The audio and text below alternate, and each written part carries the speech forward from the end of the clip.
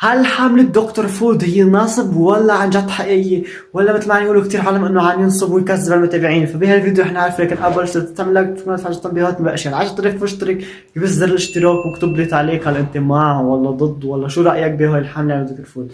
بداية دكتور فود عمل اكبر حملة اعلامية لمنتج بالوطن العربي، او واحد من اكبر اذا فينا نقول، لانه دكتور فوز الحمله اللي عملها استهدفت كل الاعمار صغير كبير، وايضا ربط الحمله تبعه بالمصاري. هلا بدايه طلع كثير اشخاص وقالوا انه دكتور فوز عم يكذب وما ربح ولا حدا ولا ربح صانع محتوى.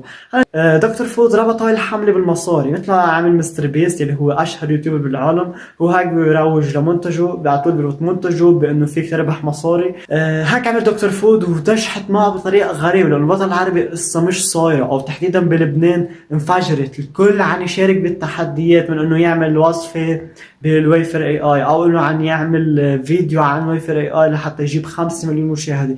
فدكتور فود كل هذا بالدعايات الغير مباشرة، يعني هاو صناع المحتوى يلي استهدفهم دكتور فود عم يعملوا دعايات غير مباشرة، يعني صانع محتوى هاتف يجيب 5 مليون هو عم يعمل دعاية لويفر اي اي، يدفع لكل واحد، يعني هو خلص رح ينقي 4 5 ويعطيهم جوائز، اوكي جوائز ضخمة مثل انه فيك تربح سيارة موديل السنة، او بتربح $1000 او $100 او حتى ما بعرف ايش، وحتى صار فيك مش صانع محتوى، حتى شخص عادي بيروح يجمع اوراق الويفر اي اي بيربح عليها $10 او $100 على الكيلو او بعرف قد. فهذا كله مربوط بالربح، وبتعرفوا ما مين بحب يربح هيك بسهولة، تاكل شوكولا وتربح، هذا احلى شيء. فدكتور فود استغل كل هودي لحتى يسوي له منتجه. وكمان الفليو اللي بعد ما رجع بعد انقطاع شهرين ثلاثة، لما رجع ما راح يرجعه طبيعي، رجعه وانت بتربح جائزة $100. على بداية شفت كتير فيديوهات طلعوا قالوا دكتور فود كذاب، كتير فيديوهات طلعت منتشرة، ولكن بالمقابل في ناس طلعت ووثقت انه ربحت، مثل هالشخص اللي طلع وثق انه ربح حق سيارة $15,000. الو ماما، اخذ السيارة ولا اخذ $14,000؟ ايه السيارة ولا ال 14؟ طيب خلي يزيدوا لك اياهم 1000. اخذ كاش 15,000. طنط ام حسين وكرمال عيونك هاي كمان $1000 وصاروا 15,000. يسلم غير ايدين. ما بعرف شو بدي ادخل شو بدي. مثل ما شفت ربح $15,000، يعني الزلمة صادق، حط $15,000 على الطاولة.